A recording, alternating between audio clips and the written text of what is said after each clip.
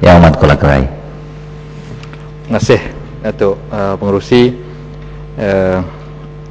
Saya ingin turut sama membahaskan peruntukan kementerian ini di peringkat jawatankuasa. Pertamanya saya ingin menyentuh mengenai Kepala 03300 pembangunan kuasa nuklear yang diperuntukkan RM5.5 juta untuk tahun depan. Saya rasa RM5.5 juta ni untuk satu program pembangunan kuasa nuklear adalah satu jumlah yang tidak ada signifikannya, melainkan sebagai seed capital untuk sesuatu projek, ya. Sedangkan kita telah dimaklumkan bahawa nuklear ini merupakan sumber alternatif kepada penggunaan fossil fuel, ya, yang akan mengalami kehilangan, ya, yang tidak dapat digantikan. Dan kita tengok negara-negara lain, negara-negara jiran seperti yang disebutkan oleh rakan tenggara tadi pun menyentuh tentang program mereka yang telah lama dilancarkan. Thailand misalnya. Baru-baru ini yang lebih memberikan suatu kejutan kepada kita, negara di selatan kita, titik merah di selatan kita, Singapura, ya, sedang berura-ura untuk melaksanakan projek pembangunan kuasa nuklearnya. Sebuah negeri yang kecil yang saya rasa untuk mencari tapak membangunkan satu loji nuklear ni pun, ya, boleh menghadapi masalah, ya. Namun mereka mempunyai kesungguhan, ya, untuk memulakan projek ini. Dan kita tahu bagi membangunkan satu program nuklear bagi saiz seperti Malaysia ini tidak bolehlah satu program yang kecil, ya, paling tidak pun yang sederhana, yang memerlukan pelaburan awal yang cukup penting di dalam pembangunan sumber manusianya. Untuk Malaysia kita dimaklumkan untuk satu projek pembangunan loji nuklear ni, negara seharusnya mempunyai sejumlah tidak kurang daripada 3,000 engineer ataupun jurutera-jurutera yang dilatih, ya, di dalam program pembangunan nuklear, ya.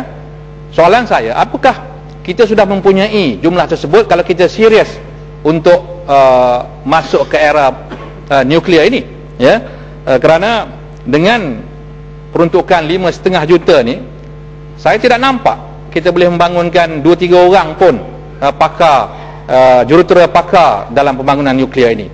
Jadi kalau ini tidak diberikan keutamaan, saya tidak nampak bila Malaysia akan mula masuk ke dalam liga nuklear ini berbanding dengan negara jiran kita.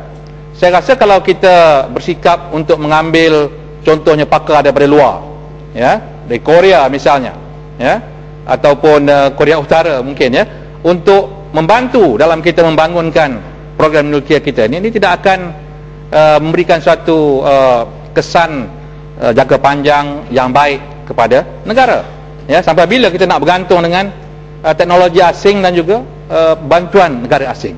Jadi saya nak bertanya, ya, apakah kita serius? Dan kalau serius, apakah peringkat kita berada sekarang ni dalam program pembangunan nuklear, dan bila agaknya secara seriusnya kita akan mula roll out program ini dengan menghasilkan tenaga manusianya yang mencukupi. Di samping itu saya ingin bertanya sebagai sejarahnya lah, kita pernah dengar dulu di negeri Perak kita ada pembangunan satu pusat apa nama tu, Asian Rare Earth, kalau tak silap, ya, untuk memproses bahan-bahan aktif, ya, untuk digunakan.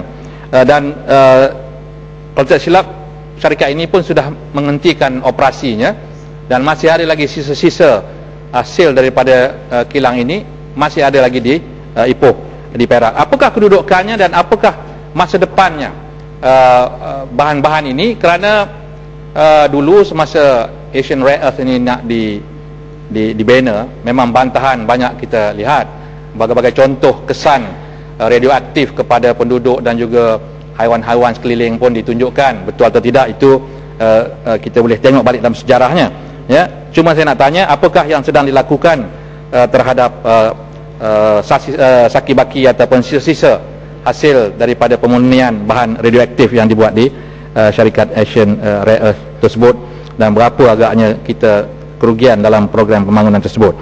Seterusnya saya ingin menyentuh mengenai kepala P 2907000 dalam konteks bekalan air, khususnya di negeri Kelantan, yang diperuntukkan sebanyak 18.121 juta ringgit.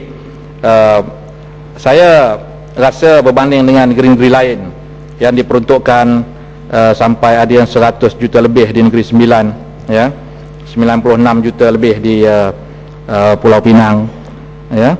Jumlah yang diperuntukkan kepada negeri Kelantan ini dan untuk tujuan apa yang tidak disebutkan adalah pittance ataupun terlalu kecil, ya.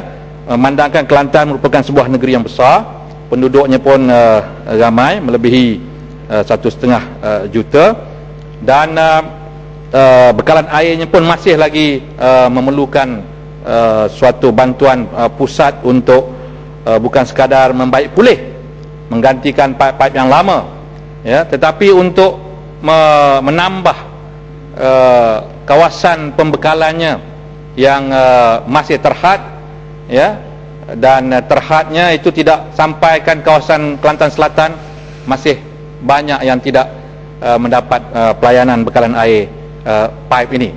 Jadi apakah masalahnya untuk kita melihat negeri Kelantan sebagai tempat di mana kita memberikan tumpuan supaya bekalan air ini dapat dipertingkatkan. Tahun lepas atau 2 tahun lepas ada kampung yang mempunyai bekalan air secara air bukit, ya, dengan gravity feednya, air tandop dipanggil di sana, berlaku kes jangkitan demam kepialu ataupun typhoid, ya.